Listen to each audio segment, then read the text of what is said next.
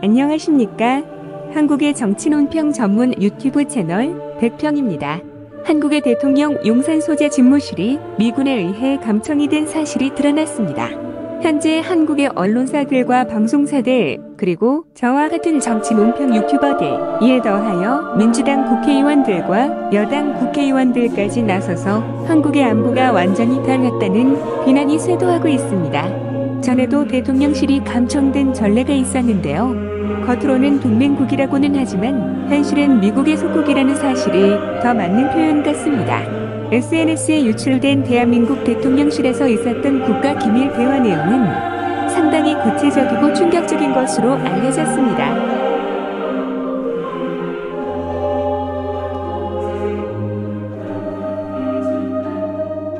미국 정보기관이 용산 대통령실을 도감청해 우크라이나 무기 지원 동향 등을 파악하려 했다는 외신 보도가 나왔습니다.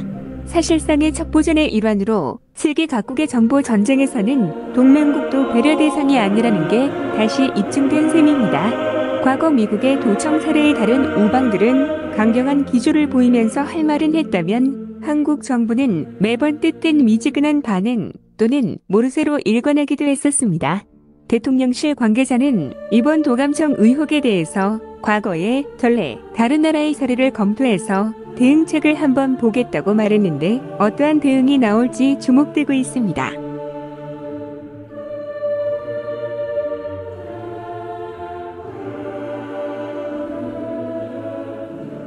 미국의 한국 정부 감청의 역사는 꽤 오래됐다. 박정희 정권 시절인 1970년대 미국 중앙정보국 CIA가 청와대를 도청했다는 사실이 외신을 통해 알려진 적이 있었습니다.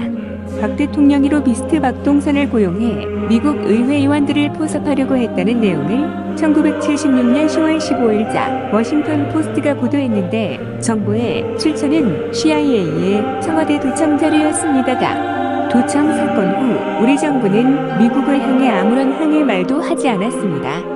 당시 박 전 대통령은 청와대의 창문을 3중 창문으로 바꾸고 키스트에 도청 방지 장치를 개발하라는 주문만을 했을 뿐이었습니다. 당시 지미 카터 미국 대통령과 극심한 대립 중이던 박 대통령의 처지가 반영된 것입니다.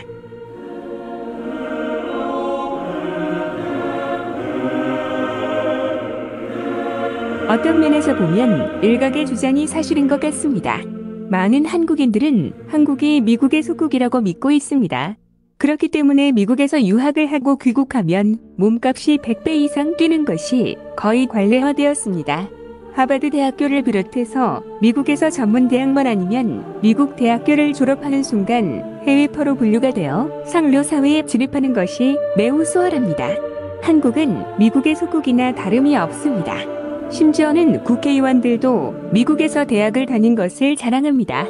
국회의원 지망생들도 미국에서 유학한 사실을 자랑합니다. 그렇게 하면 국민들이 더 지지를 해주기 때문입니다. 이런 성향을 보이고 있는 국민들을 한편에서는 이찍이라고 부르고 있습니다. 여기서 말하는 이찍은 윤석열이 대통령 후보로 출마를 했을 때 기호 1번을 부여받은 것에서 기인하는 것으로 윤석열을 대통령 선거에서 지지했던 무리를 의미합니다.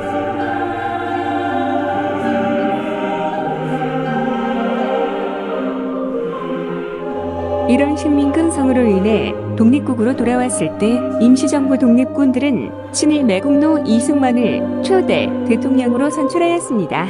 미국의 이러한 한국 대통령실 도청에 대해서는 항의 목소리는 오히려 시민사회에서 나왔습니다.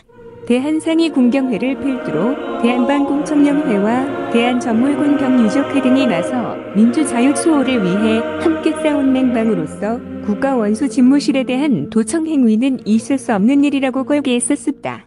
국회에도 미국 정부의 해명과 재발 방지를 요구하는 성명을 채택하기도 했습니다. 2013년 6월에는 미국 국가안보국 NSA가 한국을 포함한 전 세계 주요 5번국을 대상으로 도청했다는 내부 고발이 나와 전 세계가 뒤집혔다. 메르켈 독일 총리를 포함 엔리케 페냐 니에토 멕시코 대통령, 지우머 호세프 브라질 대통령 등 정상급 인사들까지 도청 대상에 포함돼 논란이 됐으며 한국도 핵심 도청 대상에 포함됐다. 하지만 우리 정부의 대응은 미지근했습니다.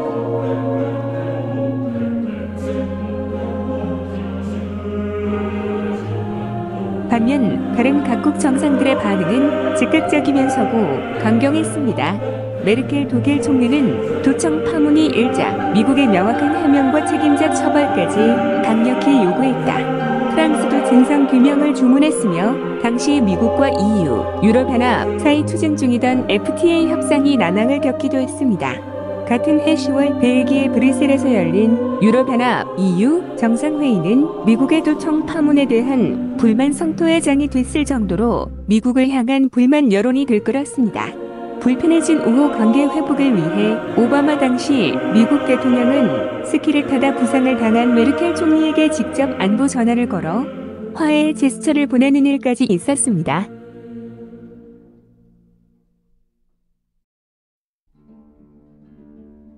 그러나 윤석열 정부는 미국의 항의를 할 용기조차 없기 때문에 사실을 왜곡하는 길을 선택하였습니다.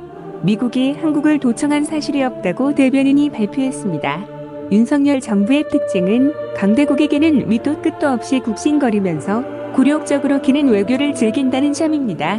반면에 이러한 굴욕적인 외교에 대해서 사실만을 전달하는 언론사에 대해서는 손해배상 소송을 진행하거나 형사고발 또는 고소를 합니다.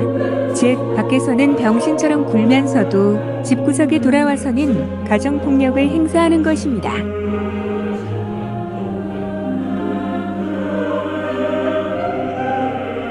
그런데 국민들은 이러한 비상식적인 윤석열 정부의 행태에 대해서 혹시 통일교나 신천지와 같은 사이비교에 의해 지배를 당하기 때문은 아닌가라는 의구심을 품고 있습니다. 대표적으로 천공이라는 무속인 비슷한 정체를 정의할 수 없는 사이비교주와 같은 존재와의 특별한 관계라던가 대통령 선거 후보로 나섰을 때 손바닥의 왕을 의미하는 왕 글자를 그리고 그런 손바닥면을 생방송에서 국민들에게 보여주는 행위가 일종의 신종 사이비교의 탄생을 의미하는 것은 아닌가 싶습니다. 물론 이러한 우려가 사실이 아니기를 진심으로 바라는 사람들이 많습니다. 그러나 우려는 늘 현실로 나타나는 경우가 많아서 국민들은 더더욱 무속검찰 공화국으로 향하고 있는 윤석열 정권의 모습에 망연자실하고 있습니다. 이상 백평이었습니다.